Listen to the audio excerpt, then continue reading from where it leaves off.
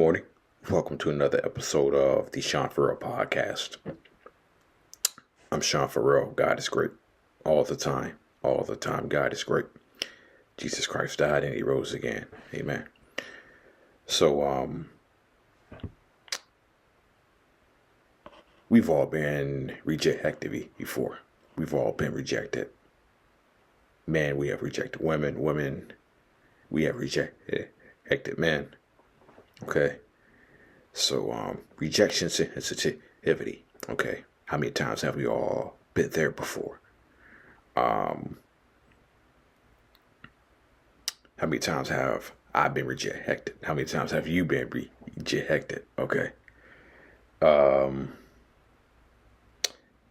People with rejection sensitivity may worry about rejection, perceive ambiguous situations as rejection, react negatively to rejection, overreact to rejection with anger or sadness, feel severe anxiety after being rejected. Okay. I just want to go back to the overreaction with rejection, overreaction to rejection with anger or sadness. I know the default mechanism for me when I'm immediately rejected is sports. Okay, that's my default that's my default mechanism is sports. As weird as it sounds, that's my default mechanism. So yes, there may be some depression that I have, maybe some anxiety, sadness that I have. One of the ways that I look at it, maybe some of the ways you guys look at it is,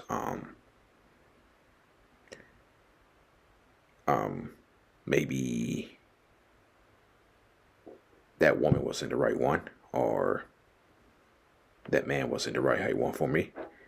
And so it's hard to look at it it's hard to look at it that way for some people.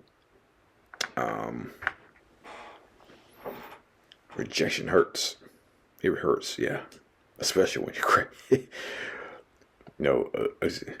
especially when you're building relationships, especially when you're building a potential relationship, and then all of a sudden it just stops. Okay.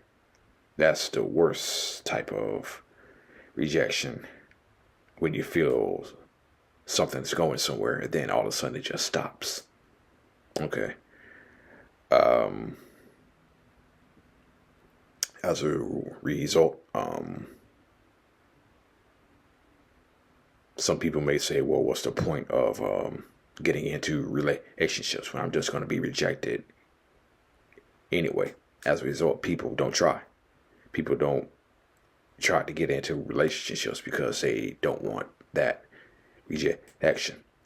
How many times have I told myself that I'm not going to date no more because I've been rejected?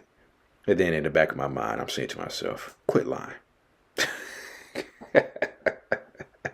Quit lying. Sean, quit lying. Yeah, so I know this is just for me personally. There is some depression, sadness. But let's just say that I deal with it differently than I did when I was younger. Okay. Causes: rejection sensitivity can be caused by childhood experiences of rejection, neglect, or abuse. It can be associated with mental health conditions like depression, social anxiety, borderline personality disorder. Okay. Some of the ways you can treat it: learning to manage rejection sensitivity can help people live more fulfilling lives. Some tips for managing rejection sensitivity include acknowledging your feelings, distracting yourself, seeking support from family and friends, focusing on lessons learned from rejection rather than blame. So that last one right there, focusing on lessons learned from rejection rather than blame. Okay, that's what I was talking about moments earlier when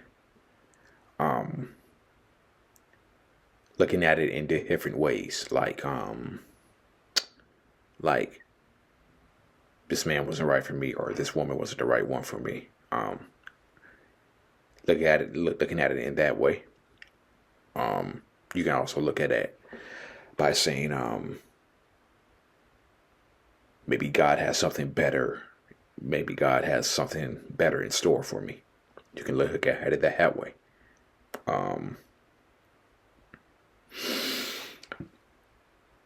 I remember back in 2022 when this lady that I was hanging out for 10 years almost, and I asked her a question that she had been meaning to tell me. I said, "Do you still feel the same way about me in 2015 as you do in 2022?" And he said yes. I thought that we were together in 2015. Okay, I thought we were together in 2015. Okay, then after one night of hanging out, oh, did she give me a harsh reality check? Ooh, did she give me a harsh reality check? Ooh, wee.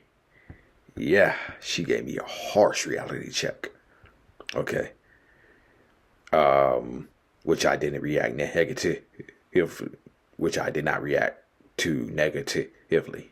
I hope I said that word right, negativity. But I had no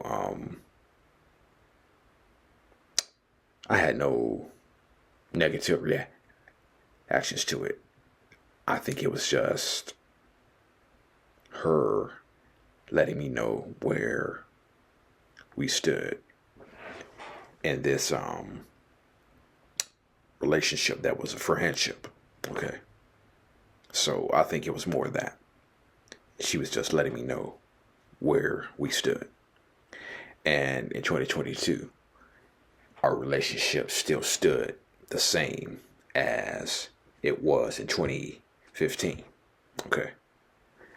So I had no negative reaction to that. And I think I took a lot of pressure off of her when I asked the question, "Do you still feel that same way in 2015?" And she said yes. So we went to dinner to talk about that. And she said that she always meant to tell me, but she knew that I was dealing with depression, suicidal ideations. She knew that. And I think she was a lot unsure how I would react to that. And so I think I took a lot of pressure off of her. And I relieved that pressure by asking that. But yeah, focusing on lessons learned rather than rejection, learned from rejection rather than blame. Okay. So, just some symptoms, causes, treatments of rejection sensitivity. We all have those feelings of I'll never be good enough. What am I doing wrong? What's wrong with me? I think we all have those questions when we get rejected. Okay. And sometimes those questions pop up and those questions just randomly pop up anytime. And so just a little bit of info on rejection sensitivity, symptoms, causes, treatment. Hopefully one day we can all find that special woman, that special, we as men all hope we can find that special woman. Okay. And we as women all hope we can find that special man. Okay? No. As men, we want that special woman. As women, women want that special man in their lives. And it all comes down to and I think it all comes down to God. And I think at the end of the day, it all comes down to God. Okay? Yeah, I think it all comes down to Him. Putting it in His hands. Okay? All right. That's it. And that's all for the Sean Farrell podcast. I am out of here. Peace out, y'all. God bless.